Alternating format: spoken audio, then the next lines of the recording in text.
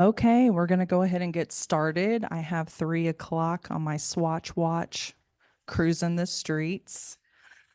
I know I got some Gen Xers in here. Woo! All right, so it is 3 p.m. on the last day of the conference. So I know I got the diehard folks in here, and I appreciate all of you all joining us today. Before we get started, we do have a sponsor for this session. So I wanted to bring up our folks from Essential Education, who's going to give you some good resources and take just a couple minutes here to talk about some product. Good afternoon. I'm so excited because we are the last of the Mohicans. And it is all of us Texas folk because as soon as I leave here, I'm headed to Houston. So my name is Jeannie Hale, and I am the Texas. Is there anybody else in here who's not from Texas and maybe even online? Okay, we've got some more. So Texas, Oklahoma, and Louisiana. I am your representative for Essential Ed. Super excited to be here. I actually use Essential Ed. I'm a former director of Houston Community College Adult Ed, and so we use Essential Ed to no end, and we did a lot of projects with it, and we loved it, and so they loved me clearly. So I wanted to talk to you a little bit about first our newest book. Every year we write a book that is a resource, and if you know about Essential Ed, if you use Essential Ed, we have a lot of free resources, free to you resources to use, whether you're a customer or not. Our newest one is Overcoming Adult Learning Challenges. This one's near and dear to my heart because, as you know, we have a lot of students that pop into our classes who have had undiagnosed disabilities, learning disabilities, right? This book kind of goes into depth on what that looks like and how we can help with those challenges that our students have. Oftentimes, even with our Texas, and again, in another life, I'm also a parent advocate for children with special needs. So I send our students over, and I know I have my workforce group over here. I send our students and our adults over too because sometimes they're still in that transition age and they're undiagnosed. And so we send them over to our workforce office and get them the resources that they need. But this book is super great for a resource for you and your teachers. If you need more, believe me, I have how many in my Tahoe? I have about 800 of them that I'm. I have a lot of comments, but I can definitely get them to you. So if you find me in the WIOA app, is that how we're saying it now? Because there's several different pronunciations. Um, Feel free to reach out to me and I can mail one to you. All right. In addition to that, Essential Ed, if you're not familiar with Essential Ed, we offer a lot of different platforms. We have our GED Academy as well as our GED in Spanish Academy that is fully translated. And so those are going to help our students now get their GED in Spanish and take that test. So we're super excited about that. That rolled out fully on the 31st. So when we set foot, we were all online at 12 o'clock looking to make sure that it was live at 5 for y'all. And then we have our digital essentials. And that's one of the things that I want to talk about as well because we work with our Texas T-Call. And we have that offered out to a lot of our programs already that T-Call paid for. So if you are not part of that list, let me know because we are looking at and revamping that list. But those are seats that are offered to you to use for digital essentials. And so that's going to teach our students the Microsoft Office, Word, PowerPoint, Outlook, all of those things that our students need for workforce, right? And so oftentimes we talk about our GED, and the first thing when programs come to me, I say, GED to what? Where are we taking them? They need to go to work, right? And so definitely that workforce component. And then we have all kind of other tools and courses that we would love to share with you. Again, my name is Jeannie Hale, and if you have any questions, feel free to shoot them to me through the app, and I will get back with you. All right, y'all have a great rest of your afternoon, and back to you.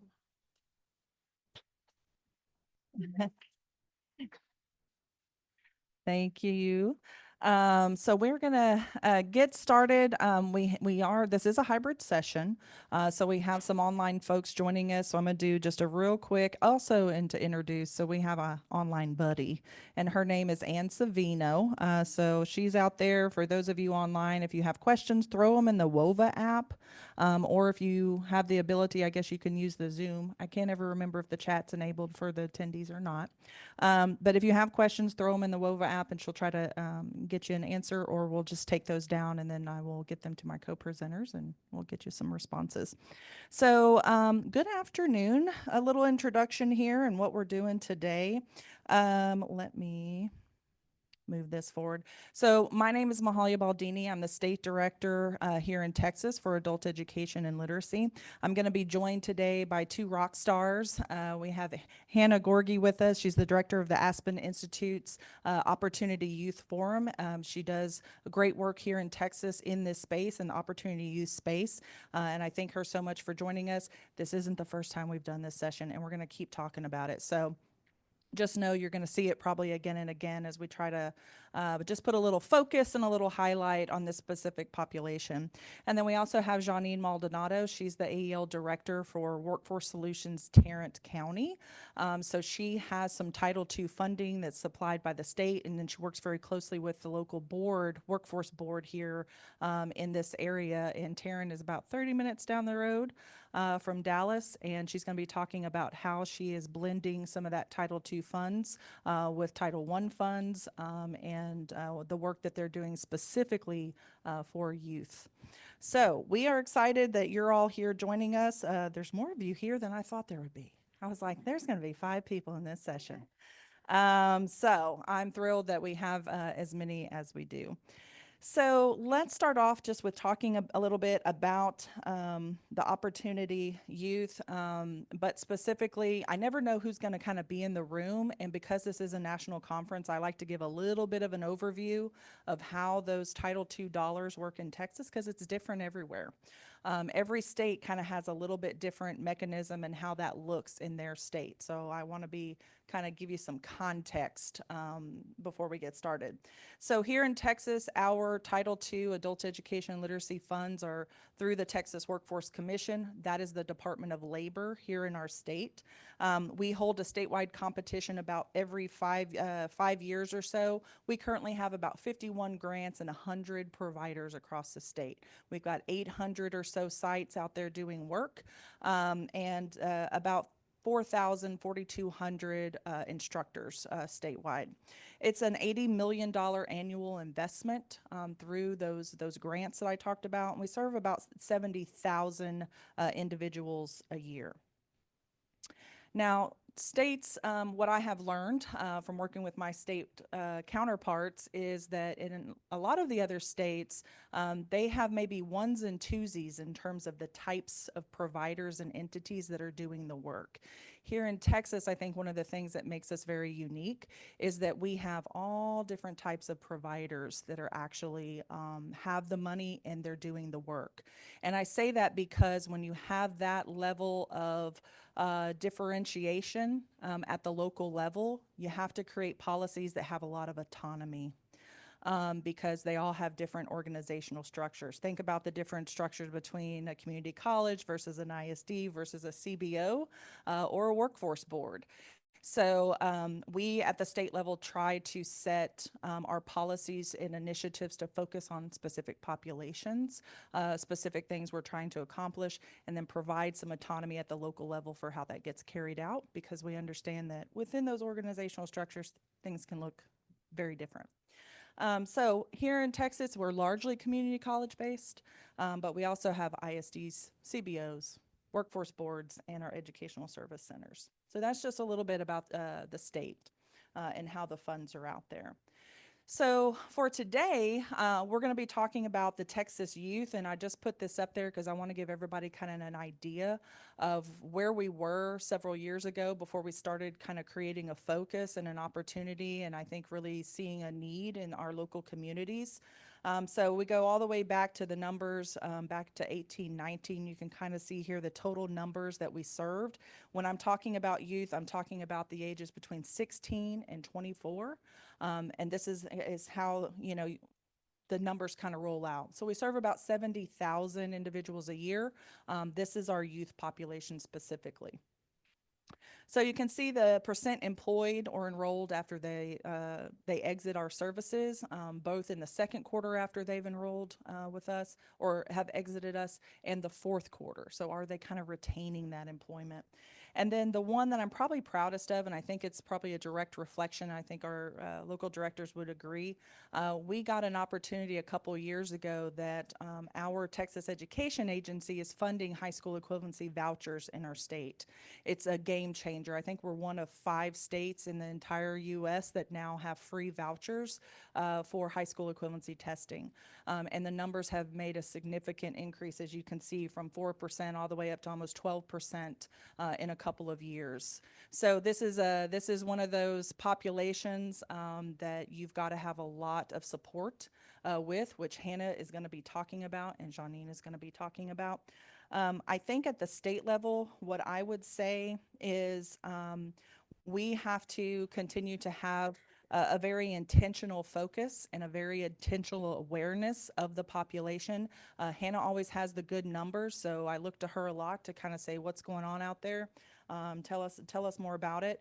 We have to have more non-instructional staff to support this population. For many, probably decades, we were largely like, we have instructors and we have administrators and we have support staff. But the support staff were like data entry, right? They were doing some intake stuff, maybe testing. But what we didn't have are those wraparound type supports where we're really looking at students and helping them with referrals to those supportive services and doing career navigation and career awareness type things. So the other thing I think for us at the state level is we need fast track options. Opportunity youth, they want to get in and get out. If they come in and they don't have an option, like they can't see 6 months from now, if I can just stick it out, I'm going to have something. I'm going to walk away with something. I'm going to have a credential. I'm going to have something of value to see that effort and the fruition of that effort. So really our programs have to have those fast track options for those students. Now, why talk about Opportunity Youth? Why do we keep talking about it and doing sessions about it? And why I keep dragging Hannah and Janine along with me? I think it's a couple things. The first thing is, well, it's our future workforce. And this population of opportunity youth is growing. It just keeps growing. And this is our future workforce. So if we don't start to pay attention to it and really throw some resources, and I don't just mean monetary resources, I mean like some awareness and some real effort, we're going to be, I think, in pretty bad shape. The next I would say is WIOA reauthorization. There is clear language. If you are paying attention to what's happening at the federal level, they are defining Title I services for youth will now get retermed as opportunity youth if it passes. So it's bringing into fold some of the things that Hannah's going to be talking about and the work that's been happening. Now we're going to codify this language and this term in federal statute, which is going to bring it all together, right? It's something about those terms, right? It's like career pathways, right? We have career pathways. It means one thing in adult ed. You go to K through 12, it means something totally different. You go to coordinating board, it means something different. So I think is the work that we can do to keep this definition, you know, across funding streams at the federal level, the better. And then the last thing is really the adult education dollars in local communities are meant to be a solution. That's what we're supposed to be doing with our funding. So if you live in a pocket in your community and you have a large population of students that need these types of services, we should be focusing on that and putting some effort and really seeing that as an opportunity to get those individuals into a career pathway to support that future workforce. Okay, that's all of I have to do. I have the easy work for the day. I'm gonna bring Hannah up, and she's gonna talk about specifically Texas Opportunity Youth. Thank you, Mahalia. This was really great. And first of all, I did notice that one person raised her hand and said she wasn't from Texas. So I want to know where you're from. Cleveland, Ohio. That's great. And maybe there's some folks also on, in the Zoom that are on it. But first, you all are the true diehards. So thank you so much for coming today. So I am going to talk a little bit about like defining opportunity youth. There's really 3 things that I'm going to try to cover today. Really is, a little bit about opportunity youth, why this is a unique population and we cannot lump them in with all adult ed. It's not effective strategies to do it that way, and so why we want to do that. Talks very specifically about Texas Opportunity Youth. I have the privilege of leading the Texas Opportunity Youth Network, so we'll spend a little bit of time describing what that is. You'll probably find that your communities are part of the network, so that's an exciting thing. And then the last thing is to show some examples of effective pathways. I want to try to get through some of the data fairly quickly, only because I think the true show is going to be Johnine and what she has to say about the work over in Tarrant County. So I want to make sure that we leave plenty of time for her to share about their best practice. So first of all, going back to what Mahalia was saying earlier, the definition of opportunity youth at the national level is young people between the ages of 16 to 24 who aren't in school, who aren't working, and who are not going into any post-secondary setting currently. We have added some different communities add different things, so they might be also underemployed, so those who are maybe working at Sonic with no direct way to move beyond that. And also those who might be a little bit older. So here in the state of Texas, for example, one has the ability as a young person to go to high school up until the age of 26. We're the only state in the nation with that capability. And so a definition that is currently in statute or in being passed around in the bill, House Bill 3844, is actually defining opportunity youth here in the state as 16 to 26 to map to that education alignment. So, and because we hear from our community providers all the time that, somebody turns 24, that does not mean they're an adult by any stretch of the imagination.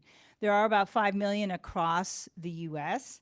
And this is a favorite slide of mine because of the squiggliness of the lines. You see here a breakdown of, who are predominantly our opportunity youth and young adults, and that is a very important part of the conversation. But the squiggle is also, and this is, I know, a deeply scientific term that I'm using. The reason why it's important is because what we know is that disconnection is episodic. So young people might be disconnected for 6 months or 3 months or 2 weeks or a year and a half. And they come in and out of it, right? And so the squiggle actually matters because what we want to do is be able to have a revolving door of reentry for this population because they do tend to drop out, come back in, drop out, come back in. And I think some of the data that Mahalia showed you about the percent completion on HSEs, one of the reasons that that's low is because they do lack the ability to kind of stay the course for a long period of time for a variety of different reasons, partly because of the complexity of their lives, but partly because their brain is still developing and it's hard for them to think beyond 6 months, right? So that's a real truth. About 13.8% of our entire youth population between the ages of 16 and 24 are disconnected, so they are opportunity youth. A couple of other things that I think are really important to tell about the state of Texas and opportunity youth. The grayish map, bluish gray map on the left-hand side, right-hand side. On the right-hand side, that particular slide really is looking at where the concentrations of opportunity youth are in the state. Not surprisingly, they're in our major urban areas. Dallas and Houston alone, the DFW Metroplex and Houston alone, comprise about 40% of all of the opportunity youth in the state of Texas, okay? We have 500,000 opportunity youth in the state. 1 in 10 of U.S. opportunity youth is Texan, okay? So these are really big numbers. And that's part of the challenge that we have is really how do we address this issue at scale? And also, how do we change the systems of education and workforce so that we're reducing disconnection in the first place? Like those are two of the big key pieces. The map on the left-hand side really tells a different story, and that is the rate of disconnection. What share of young people in a given community are disconnected? The challenge here is that in our rural communities, we have much higher rates of disconnection. It could be as high as 1 in 3. That's a really big number for a small community. So even though it might be 600 young people in Angelina County in Deep East Texas, that comprises 1/3 of all of the young people there. how can we make sure that they have opportunities beyond high school or to complete high school and go beyond within their own communities? So very often the strategy in our rural communities is we have to pair workforce training, HSC work, re-engagement strategies with economic development so that there are job creations that are taking place at the same time. So for those in AEL, what is really important to know is that we have, at any given time, about 100,000 young people who have not completed their high school diploma, right? And that's a big number here in the state of Texas. Why is it so important? Besides the fact that, yes, they are absolutely our future workforce, and honestly, they also represent very often the most resilient part of the workforce system. Why? Because they've already overcome quite a bit of adversity. So they're the ones who are going to stick when they wind up landing in the career of their choice, right? They're the ones that are really going to stick. It could return on an annual basis $7 billion to the state of Texas just in increased earned income and the taxes that are associated with that. It would reduce social costs by about $20 billion and $19 billion. And when we're solving for this particularly vulnerable population, we're actually creating stronger systems more generally. So there's a lot of reasons why it's important for us to really work in this context and work on the systems that are causing disconnection around opportunity youth and young adults. This particular slide is important again for you all because what we have found is that our high school dropouts in the state have a much higher rate of what's called persistent disconnection. So these aren't the ones that are part of the squiggle, right? They are the ones who over a year and a half are really struggling with re-engagement. They may have some additional issues that they're experiencing. It might be behavioral challenges. It could be that they're at home taking care of younger family members. This is actually very common here in the state of Texas. So what are some of the things that we can do to help get them back in play? When we look at the reasons why young people disconnect, it's not because they hated school. Like, I think that's like such an important thing to say. It's not that they hated school. It wasn't that they lacked the ability to be in school, but there were other complexities in their lives that made it really difficult, right? So we typically find that young parents, so in certain parts of this, certain parts of the state, half of all of the opportunity youth females in that particular part of the state, this is El Paso, are parenting, right? That's a lot of young women. That's a lot of young women that are in need of further support, right? So how can we make sure we're addressing, to Mahalia's comment earlier, those wraparound services that this particular population really need?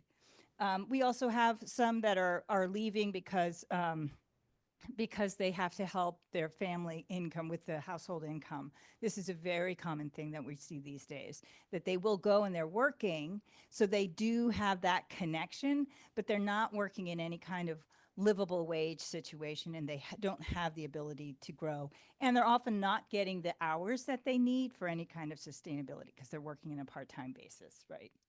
And then also this last one about I pulled the fire alarm. This is a true story, by the way.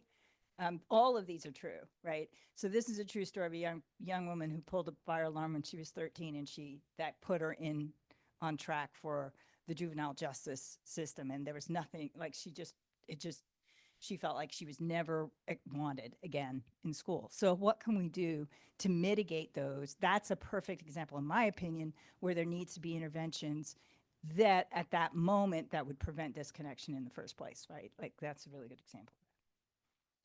So why do we want to treat young people differently from maybe their 35-year-old counterparts?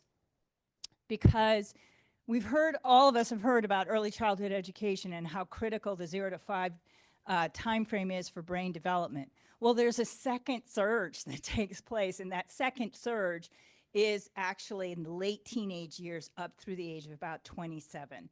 And they really want to stress that those are just sort of arbitrary numbers, that growth is typical in that time frame, but it could happen at 24, it could happen at 31, right? Like that age range can be quite fluid. But what we find is that this time frame, we are seeing huge changes in the brain development that really make it hard for a program that is designed for older adults to fit the needs of this population. Okay. And so when you have AEL programs that are really focusing, maybe their typical age range is around 33, let's just say, right? Like that's it. That might be that the instructor very rightly is catering to a slightly older population. It may not be suitable then for that young person. They might not see themselves in it, and they don't understand why they're there, and it makes it really difficult, right? Um, and we also know, let me just come back here, that again, this age is somewhat fluid, and I think that point is important. It's hard though, because when you're trying to create policy, how do you say, oh well, maybe it's 24, but it could be 26. We don't know. You can't put that in a bill, right? So how do we allow for that growth is to try to be more expansive in that list. So what do we know about this population that may be a little bit different from our older population? Well, first and foremost, they are really motivated by rewards, and those rewards can be intrinsic, absolutely, but it's also, if you start with a smaller thing like, hey man, I can get you a Target gift card, right? Stuff like that. Oh, that matters. Target gift card. And they love Target, right? Like it's a big thing, right? Or and they also the peer thing is so powerful. So if they're in a group, a class where most of the adults are 5 or 10 years older than them, it feels weird to them, right? And so how do you make sure that there's sort of that social component that's also critical for success for them? That's important. They are novelty seeking. We all know this. Anybody who's got teenagers, it's like right. But it's important for them to be experiencing these things, but we also have to be careful to rein them in, right? And they don't have the executive function to rein it in themselves sometimes. They don't. And we have to recognize that. And then lastly, there's this sense that the feeling of belonging, if you ask young people why they left school, those other stories that I told you are very compelling reasons, but the reason they chose not to go back to that same high school after that initial difficulty or whatever the case may be is because they didn't feel like they belonged. Nobody the thing that I heard was, well, I stopped going and nobody seemed to care. That's what I heard. Stop going, nobody seemed to care. They just need one adult, even one adult who said, hey, Johnny, I didn't see you in class last week. Is everything okay? It's just something as simple as that has such a huge effect for this particular population, right? And then the last thing is, if you listen to the passion of young people, they want a job that gives meaning to their lives.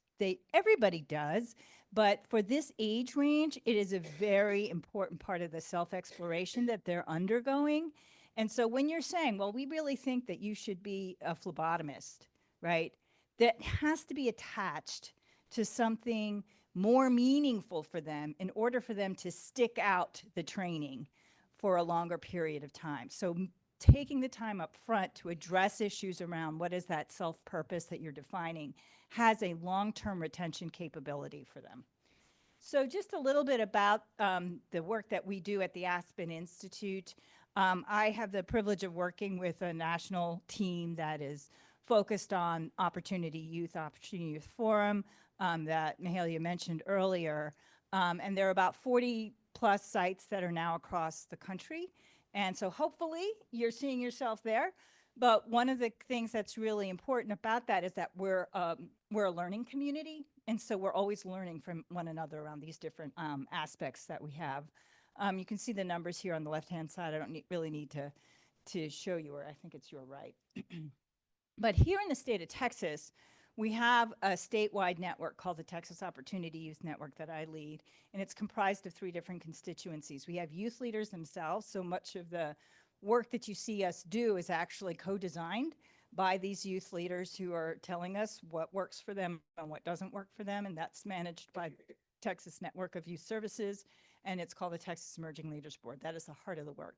We also have a leadership council, which is comprised of private philanthropy that supports this work, as well as our state agencies, such as Texas Workforce Commission, who are the agencies that have the typical impact or they have direct connection to this population. They may have a purview of something that they're doing, like adult education or the WIOA dollars, more specifically, that are working with this. And then the third component is our peer communities, and we do have a learning network there so that they can share best practices. So we take the Tarrant Workforce Solutions story to other parts of the state so that people can say, oh, this is a really great idea. This is a great method by which to do this work. I think I'm going to skip over this slide to get over to Janine. But one of the things that I did want to share, I'm not going to go into detail and wanted you guys to have this as a resource though, is that when we're thinking about like the full spectrum of support that helps get a young person from walking through the doors in a particular setting or making a query via text to completion of a goal into career entry, there's a whole lot that has to happen. And if you notice, you don't get to training until much higher up on the spectrum for this population. There's a whole lot of stabilization work. Sorry, there we go. There's a whole lot of stabilization work that has to take place often with this population. Here in the state of Texas, housing insecurity is one of the highest issues, and transportation, the two highest issues that we have for barriers for this population in accessing services. So really working closely with them in a case managed kind of way or in a coaching kind of way is really important for this particular population. Some of the lessons learned around building effective pathways, one is you do need dedicated staff for this population. So you can't have your adult education literacy instructor who's kind of in charge of all adults also be the opportunity youth person, unless there's some expertise, but that's a really difficult role. So having dedicated staff to support this population is really important. Making sure that there's a planning period to work with the community partners. And I can't stress this enough. There are in almost every community, maybe our rural communities a little bit less so, but in almost every community, there are providers that work directly with youth. And you want to pair with them. You want to match and partner with them as much as possible because they've got the expertise. There's no need for you to duplicate that. It would rather tap into that so you're optimizing the resources that are in the community. Work with young adults and ask them what works for them, right? Like that, that piece is particularly important. So for example, if you send things via email, they're never going to get it. They're never going to read an email. If you send them a text, the fifth text they may look at, right? Like, so it is really important to understand the optimal communication strategies for this population may be different from the older population, and you need to modify accordingly. And then the pathways need to lean into the belonging and purpose I mentioned earlier, so I won't spend a lot of time on that, but you can hear some examples of how that works in Tarrant County. And then the last thing I did want to mention was this critical piece around system collaboration. Again, leaning into the different providers that are already supporting this population so that you are learning alongside them or you're partnering with them for shared services. Some of the specific examples of tactics that work with this population, co-location of services is probably one of the highest. So making sure that a young person doesn't have to travel far. The minute they have to go from one person to the next, you're already going to lose half of those young people. So if you're keeping them just in the same physical space, it's a lot easier. Really addressing the basic needs and assuming that belonging and purpose is part of that basic need component is really an important component of this work. Making sure that if you're doing high school equivalency work or any kind of work like that, that is enriched in some way so that it's broader and applicable to the younger mindset is critical. And then having that career navigator, again, Mihail, you put that up there as one of the critical practices. These young people, they don't know, their family background may be fairly limited in terms of what they have been able to see. So they may think of just 2 or 3 other things. And then, oh, by the way, they want to think about the gig economy too. Oh, I want to be an influencer, right? Okay. How do you have insurance with that? Right? So, what are the things that you need to do to just really make sure you're leaning into their attributes, but you're also helping them with that exploration so that they can make better decisions about what their futures are. And then also addressing work readiness. So I can't tell you the number of young people who, when they don't know how to talk to a supervisor about an issue, and they may come off as incredibly rude, but it's not that they're inexperienced, right? So having that coaching around that is really a critical component of this work. Bridging for post-secondary is also important. And then the last thing is, I loved the statement that was said about, you need to think about what's happening in 6 months because they're not thinking beyond 6 months. They cannot do that. So having a post-secondary credential that's an easy win for them, maybe stackable, that sort of thing, that is going to go a long way to helping them retain in your programming to completion. So I think those are the big things I wanted to share.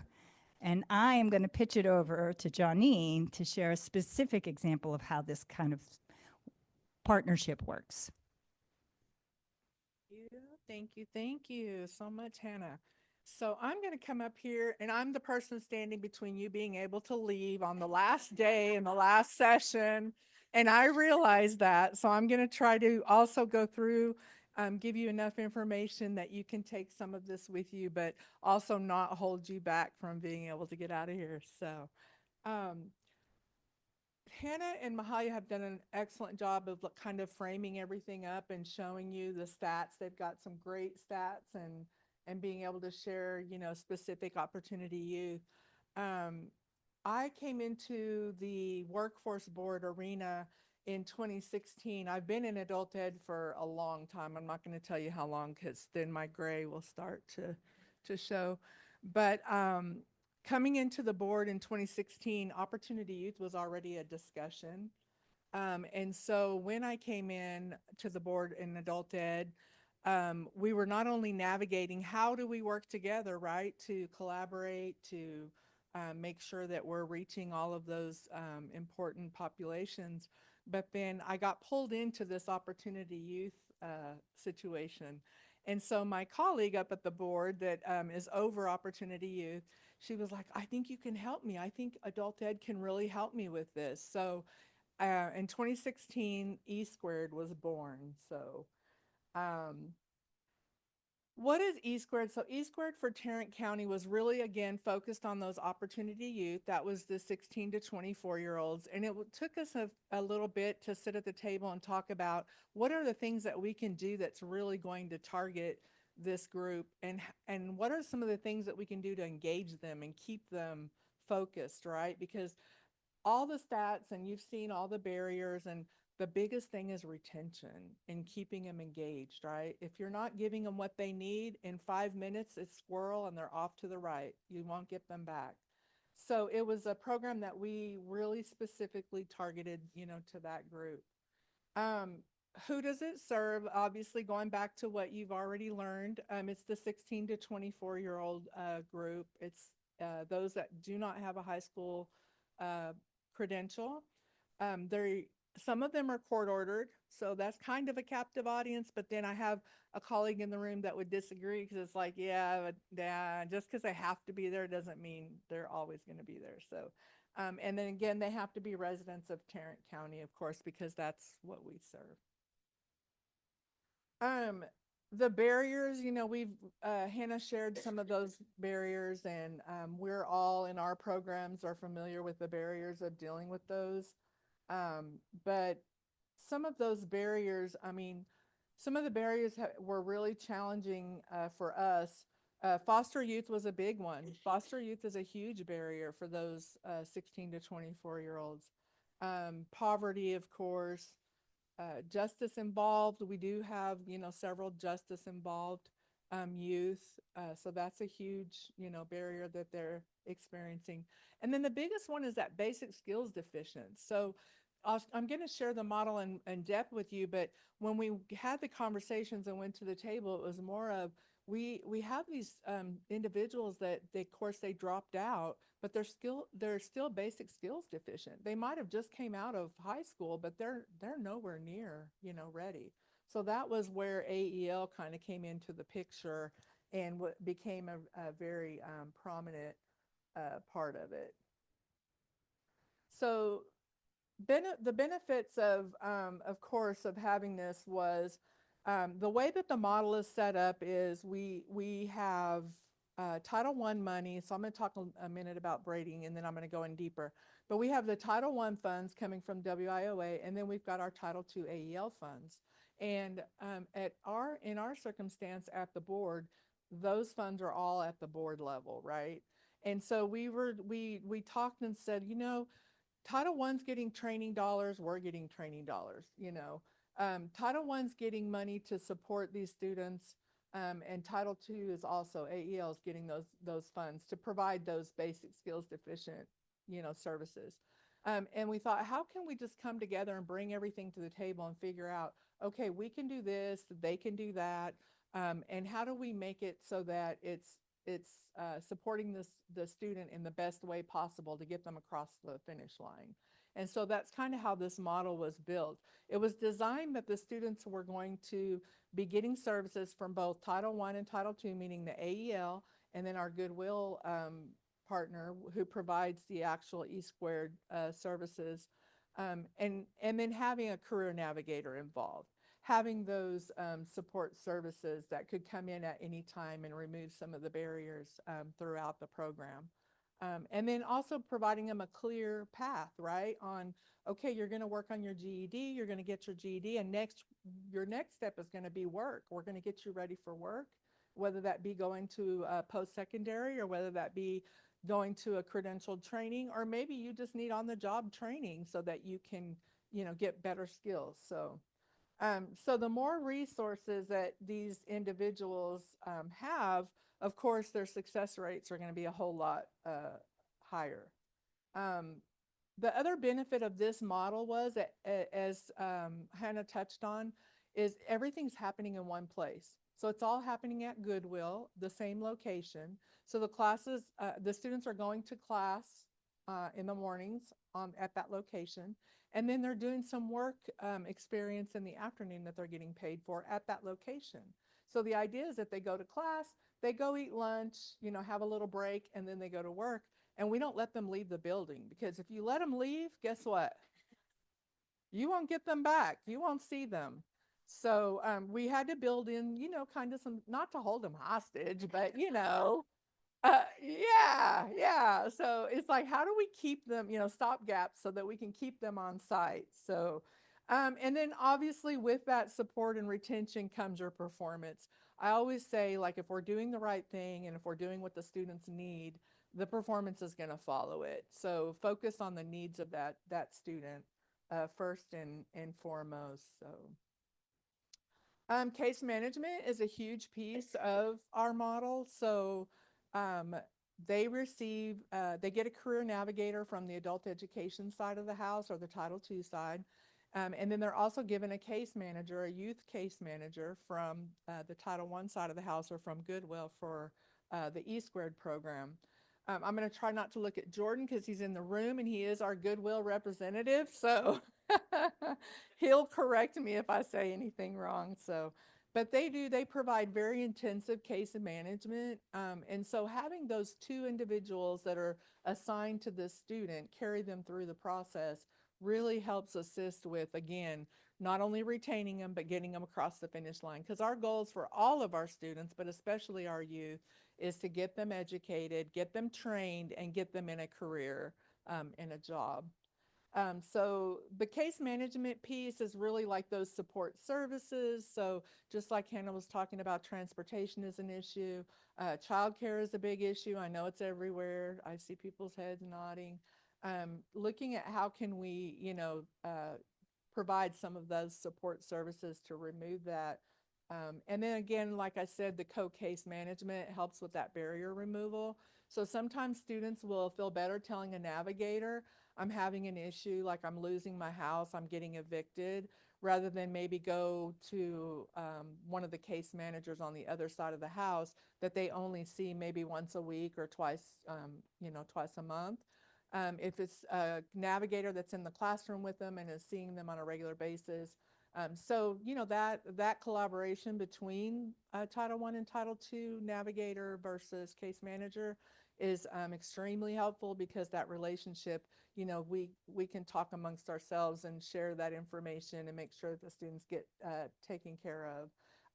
The follow-up tracking. So one thing I always like to, share, of course, most of you all are already aware, but Title I and Title II funding both hold the same performance. So we're held to the same performance that WIOA Title I is held to. So if we're both working towards the same goal, like, why work so hard? Why don't we just work smarter together, work together to collect it, and we can get the performance and come together for that common goal. The big part of the case management piece, and of course the support, is again, that paid work experience piece that I talked about. The way that works is the students are working on their GED in the morning, and then in the afternoons they get to go out in the warehouse and work and get paid work experience. They can't go get paid work experience if they don't show up for the AEL class. So that's a nice little, carrot for us. So they have to come to class. But that paid work experience goes back to those work skills that they're lacking, and the ability, to be able to work well in the workforce. So they have access to the occupational training. So the IETs, integrated education and training, that's the next step for many of our opportunity youth through E Squared. It's always talking to them upon their entry into the program about, okay, you need to get your GED and you really want to do this, but what is your ultimate goal? Like, where do you want to be, like, when we're through with this process? And then we look at their plan to decide, okay, you want to do, X job. We need to make sure you have this training so that you can be ready for that. And then, of course, within realistic terms, we have to have those conversations. You can't be a rocket scientist in 6 months. So, but yeah. I'll talk for just a second about our partners. And so the way that the model is put together in the partnership, of course, the funding all comes through the workforce board at our level. And then the partnership is between Goodwill and the Tarrant County Adult Education and Literacy Consortium. And so AEL is under our consortium, whereas WIOA falls under the board. Goodwill provides the direct service, so everything that's happening through E Squared is happening on a Goodwill campus. And they're providing now, it was prior to a couple years ago, it was one of our AEL providers that was providing the AEL portion. However, Goodwill is now one of our AEL providers as well. So they have the beauty of being able to provide the AEL component, and then they also provide the work experience in the afternoon as part of that E Squared model. So the partnership is between the Consortium for AEL Workforce and Goodwill. This slide, so collaboration, we all know why it works. We all understand why collaboration works. It's really just, like I said earlier, we're all working towards a common goal. If we're all focused on the outcomes of our student, and we all know where that student wants to go, working together just only makes sense, and we're not working as hard. So collaboration is really, it's important and it works, but it's not always easy, right? Because you're marrying all these entities with all these rules and all of these, regulations. But I think, again, if we focus on the student and what we're wanting to do with these youth, and where we want them to be able to excel, I think it makes it a little bit easier for us to come to the table and have some conversations, to be able to collaborate. So the biggest driver, I'll be honest with you, back in 2016 for this was to be able to braid the funding so that we could provide these very intensive support services and barrier removal. Because those of you, especially in AEL, know that our funding is very, very limited, and what we're asked to be able to do for each of our students the list just seems to keep growing, right? And so figuring out how can we do this by collaborating with others that have the same, mission and goals, and then we can, braid that funding. For us in Tarrant County, the big thing was also for especially for the E squared and for our youth, because we're having to be really strategic, like on the types of trainings that we offer our youth, because youth don't, most of them don't want to go into construction.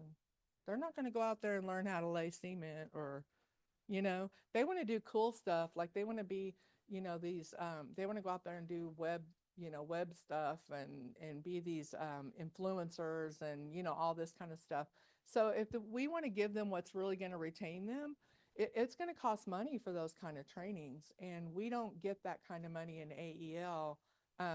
Fortunately, Title One gets a little more money pulled to the side for their training. So I'm always going, how do I get your money? I need a little bit of your money. So those are conversations, those are conversations. And I always, when I have those conversations about like, how do I get that money? Like, can I trade you, I'm always trying to think, what's the win-win, right? Like, what is in it for them? And I think, not to speak, completely for Goodwill, but I think the win-win was they were doing or having to do, prior to this whole E squared model, tutoring like one-on-one, or doing like a couple of people in a room and tutor them on a GED. Well, now you have this AEL program that they pay for a teacher, they pay for a curriculum, they actually have assessments, to figure out where the students are at and move them, move the needle a little quicker.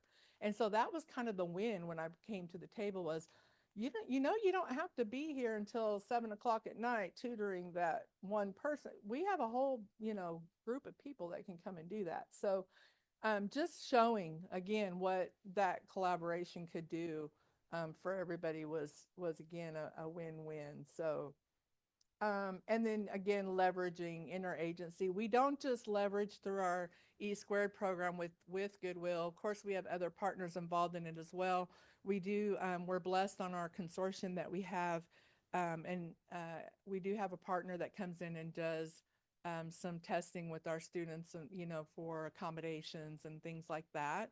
And so that was really a huge thing to be able to bring to the table for Goodwill. So. This is what the model looks like, because I know most of you, if anybody wants to take anything from this, they kind of want to know, well, how did you do that? So there's a lot of words and a lot of information. How did you make that happen? And so this is the setup and the model. It is basically that, again, they're going Monday through Thursday in the morning.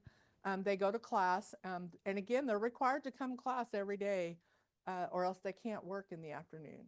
So they come in, they go to lunch, they leave and have a little bit of a lunch, and then they do their paid work experience for the second half of the day out in the warehouse. Um, and that's priceless for youth, because youth are always looking for that dollar, right? They need something. And it helps, it's not a lot, but it helps them to put gas in the car and get them there. It helps put a little bit of food on the table for them. And it just gives them a little bit of an initiative to show up, just be there, show up, and do well.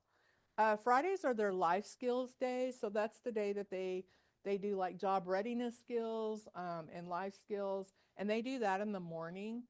It sometimes, if the funding allows, and they've been coming and they're very consistent and they're doing well, they're allowed to come on Fridays and work extra hours so that they can make a little extra money. So we also use that as a tool to hold on to them. So if they're gone to take their GED test and we're waiting for results, or maybe if they've taken their test, they just need one section and they're almost there. We try to use that as a little bit of a tease carrot for them to keep the motivation. So, and so, yeah, that's what they do Monday through Friday. It is open enrollment for right now, just because we're trying to serve, the numbers, making sure that we're outreaching enough students, and we're able to reach everybody that we can. Co-enrollment staffing. So just again, I touched on it a little bit earlier. Each of the students in our E squared program are given the youth specialist from the Title I side of the house that works with them along with the career counselor. And so the career counselor uh, is the one that is really kind of hand holding them, following them to make sure, hey, you know, you haven't gone to take your test yet. What's going on? Like, if they're not coming to class, you know, they're the ones that are going to reach out and make sure that they're, you know, not having any issues or any problems. Um, and then the instructor is the AEL instructor. So that's adult education and literacy instructor that comes in to do those morning classes 4 days a week. That instructor also does a lot of hand holding with our students just because they've got that relationship. You all know, especially with the youth, they tend to build like a really tight relationship with the person that's there with them on a daily basis. So it's almost like they'll share with their instructor things before they'll even tell a counselor or a career navigator. But yeah, so Title I money pays for the youth specialist and for the career counselor, and then AEL funds pay for the AEL instructor. All right, and then I talked already about the performance outcomes. Again, for anybody who's concerned, I know in 2016 when we went to the table, and even a little while after that, before it finally sunk in, a lot of times we would hear, well, we don't want AEL students because they're going to drag our performance down, right? Like, we have these performance measures and we have to meet this and we have to meet that. And I kept hearing that and I'm going, what are they talking about? Where are they getting that? We have performance measures. So had to go to the table and kind of share that. But the beauty of this relationship is, again, we're both working for the same thing. We're working for the same outcome for the student and performance. You know, we're both held to the same performance. So we have the same, you know, credential attainment requirements. We have the same, you know, everything that the measurable skills gains. And funny enough, like Title I just recently had MSGs tied to their performance over the last couple of years. They hadn't had it before. So we had MSGs or measurable skills gains before they did. So I was like, ha, there you go. We're already doing that. So but yeah, so we have the same performance outcomes, and it definitely makes it, you know, easier for that collaboration. So I want to just take a second. I'm going to, you know, try to move through this quick because I want to give you all time for questions. And again, I'm not holding you back from hitting that door when it's time. So I want to share, like, just put a name with it, right? Because we talk about the model and what we're doing, and it's all great, but it doesn't really mean anything until it hits the student, right? Until it actually you see the results of it. So Dylan, he was one of the incarcerated youth when he came to the program. He was court ordered to attend the HSE classes, and then he, of course, enrolled. Maybe not willingly, but he enrolled in the E-Squared program. And so obviously, you know, with the barriers and the issues that he came in with, you know, the youth staff supported him, instructors supported him. There was, of course, the parole officer and family court and all of those individuals involved. Um, One of the things that Dylan, you know, said about his success was he said it took a lot of work, but the support made a huge difference. Um, Devin said joining the E Square program changed his life so much that he was sure if he hadn't found this program, that he have continued getting in trouble and eventually would have been locked up again. Alicia is another success story that she worked as a waitress in warehousing. She was looking for financial stability. She got referred through the HSC program through Goodwill. She discovered that her interest was in the medical field throughout her navigation process. We enrolled her in our coding and billing, the medical billing and coding, and then she took an internship and then just kept updating her resume.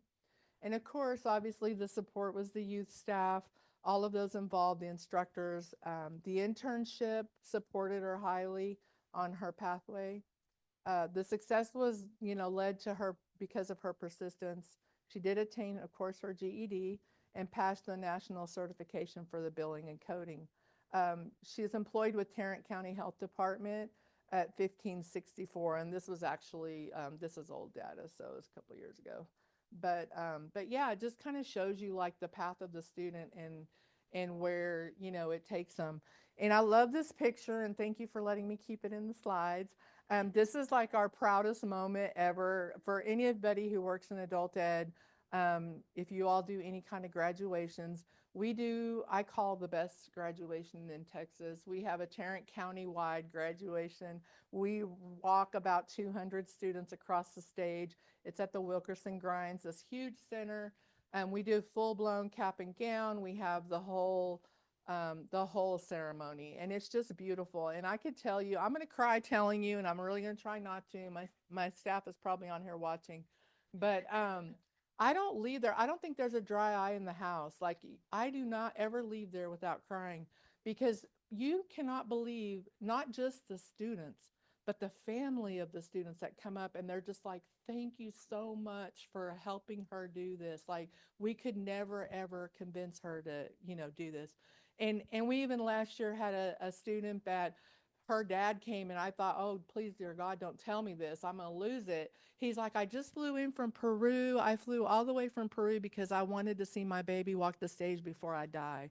He was just like, I mean, and so things like that, that's why we do it. So I'm saying all this to go back what we said earlier. If we're doing what is right for the student, and if we're really focused on the purpose, and that's the student's success, everything else is going to follow. So this model has been phenomenal in allowing us to do that. And I'm very thankful for our partnership with Goodwill and what they've been able to accomplish and do. And I'm just excited about how we continue to grow this E-squared program, again, incorporating in those IETs or the trainings to make sure our students not only leave with a high school diploma, but also with a credential that they can go into the workforce with. So that's our program. And I will open it up to questions for anybody. Just because we did have a question from online, so I'll play MC. And the question from online was, what is the hourly rate for the paid work experience? Uh, Yeah. So currently for the paid workforce, I'm looking at my partner, because that changes depending on funding and what we have available. But it's currently at 13 an hour. Yeah. So that's just for the half of the day that they work, for the time that they're working. Any other questions online? No?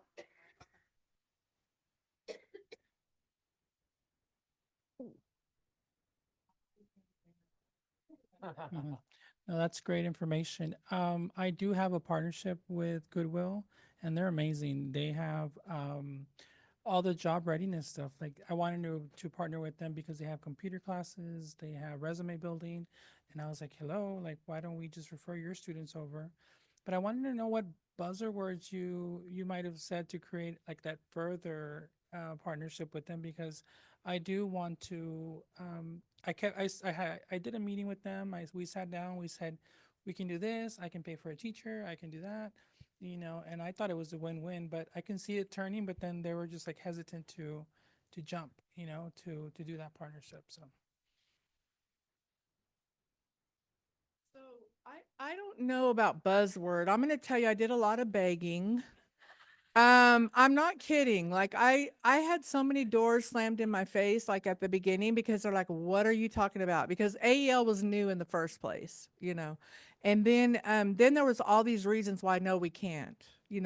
Our performance won't let us because you guys are going to drag us down. Our students can't. They don't want to do class, that many hours every day, or there was just a lot of reasons why. And not specifically from Goodwill, but just in general with the whole collaboration and putting it together. It was hard for people to wrap their minds. So what I did was I went back and pulled like all the stats and data, and took it and just went, look, this is why you can and you should. And this is what we can do, and this is what I know you need. So let's see how we work together. So I don't know about buzzwords though, because like I don't remember what the magic. Yeah. And just say, hey, Tarrant County is doing it and it's working great. I mean, I don't mind you throwing that out. I mean, and I'm saying it works great. It's a beautiful program, but it does take some time to get it up and off. Yes. I Denton was in my past. Yes. I am happy to help you out. So reach out to me and I'll share my information with you. Yeah. Any other questions? I was just curious about another pot of money that you might be able to get your hands on that's new in Texas, since you have to do performance-based funding, and we've turned to performance-based funding and House Bill 8 in Texas. And I'm wondering how close you work with the community colleges, since I know Goodwill is situated so close to the community colleges, and there's so much money now towards dual enrollment, and you're trying to put them on a path, and the colleges need enrollment. So I'm just curious how you're working that angle. Well, again, I'm not ashamed. Part of our consortium for the Adult Education and Literacy Grant.